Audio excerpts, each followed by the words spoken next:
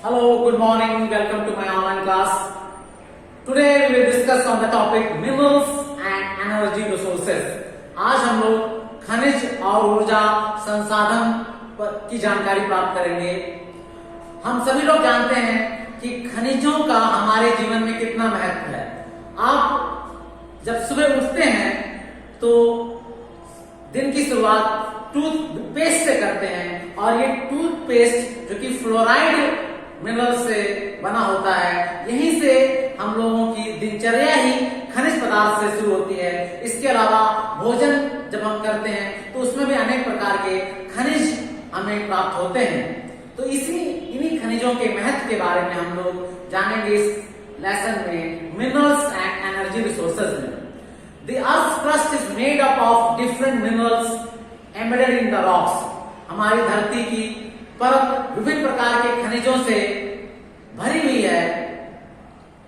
विभिन्न जो धातुएं हैं वो हमें इन खनिज पदार्थों से मिलती हैं।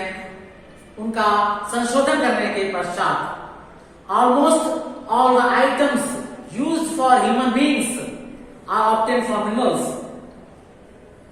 We get some minerals from our food, also like phosphorus, iron, etc. लगभग मनुष्य के लिए, जीवन के लिए उपयोगी हर वस्तु या पदार्थ में खनिज आवश्यक होता है। हम लोग अपने भोजन में भी खनिज को प्रचुर मात्रा में प्राप्त करते हैं। Fluoride that prevents teeth from cavities obtained from fluoride mineral. यहां तक कि टूथपेस्ट में मिलने वाला फ्लोराइड खनिज भी फ्लोराइड मिनरल से बनता है, जो कि हमारे दांतों की कैविटीज को रोकता है। Toothbrush and toothpaste are also made of plastic obtained from the petroleum. यहां तक कि टूथब्रश और जो टूथपेस्ट का ऊपर का कवर है वो भी पेट्रोलियम खनिज पदार्थ से ही बनता है। Minerals are classified on the basis of the color, toughness, shine, density and types of crystal। और खनिज पदार्थों का वर्गीकरण उनके रंग रूप पे, उनकी टफनेस पे यानी उनकी कठोरता पर, उनके घनत्व पर निर्भर करता है। Minerals can be divided in 3 categories। खनिज पदार्थों को हम लोग 3 वर्गों में विभाजित करते हैं। पहला है मेटेलिक यानी कि धात्विक खनिज, नॉन मेटेलिक यानी कि अधात्विक खनिज, और थर्ड कैटेगरी है एनर्जी मिनरल्स यानी कि वो खनिज जिनसे हमें ऊर्जा प्राप्त होती है। Minerals are commonly found in ores और खनिज पदार्थ प्रायः अयस्कों में पाए जाते हैं। The word ore is used to mix or store any other animals elements in any mineral. और जो ओर यानी अयस्क शब्द का प्रयोग किया जाता है जब अनेक प्रकार की धातुएं या अनेक प्रकार के पदार्थ उस खनिज में मिले हो, उसके लिए ओर यानी अयस्क शब्द का प्रयोग किया जाता है। Iron ore is the basic mineral which is the foundation of development of any country. और लो अयस्क एक आधारभूत खनिज है जो किसी भी देश के विकास के लिए आवश्यक है। In India there is high quantity of iron और मैग्नीटाइट, और भारत में मैग्नीटाइट नाम का जो लो अयस्क प्रचुर मात्रा में पाया जाता है। Manganese is used in making bleaching powder, insecticides and paints. Odisha is India's leading manganese production state. Manganese bleaching powder में इस्तेमाल किया जाता है। कीटनाशक जो कीड़ों को मारने की दवा है उनके लिए प्रयोग किया जाता है। पेंट्स में यूज किया जाता है। और मैग्नीज सबसे अधिक भारत के उड़ीसा राज्य में मिलता है। बालाघाट जो कि मध्य प्रदेश में है, सिंह भूमि जो कि झारखंड में है, और खेतड़ी जो कि राजस्थान में है, are the major copper producing area. इन इलाकों में तांबा प्रचुर मात्रा में पाया जाता है। Copper is used to make wires, electronics and chemical industries.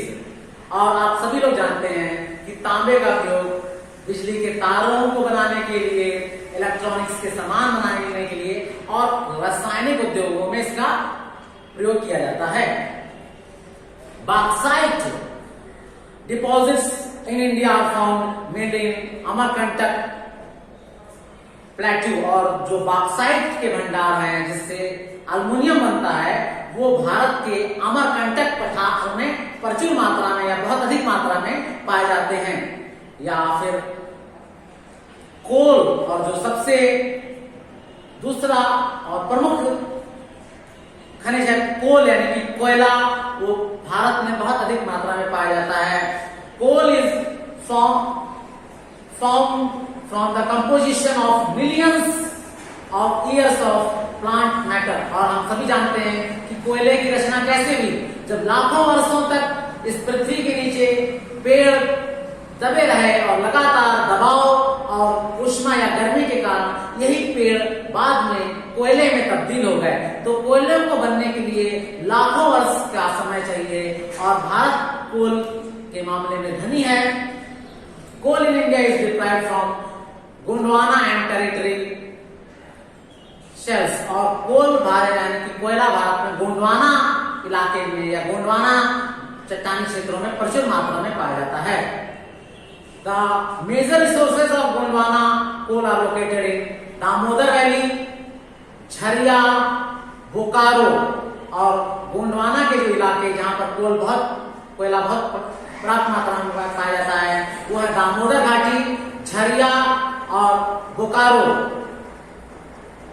इसके अलावा मेघालय, आसाम, अरुणाचल प्रदेश, नागालैंड में भी टर्सरी जो टेरिटरी कोल है वो पाया जाता है। गोदावरी, महानदी और वर्धा घाटियों में कोयले के भंडार हैं। In India petroleum occurrence with anticides and fault traps in rocks of formations of territory age. About 63% of India's petrol production are from Mumbai है और भारत का 63% तेल मुंबई हाई से निकाला जाता है। और आसाम में सबसे पुरानी तेल शोधन कारखाना है जो कि दिग्बोई में स्थित है। Uranium and thorium are used for preparing atomic और न्यूक्लियर पावर। और यूरेनियम और थोरियम जो कि राजस्थान में प्रचुर मात्रा में पाए जाते हैं वो न्यूक्लियर एनर्जी के लिए उनका इस्तेमाल किया जाता है।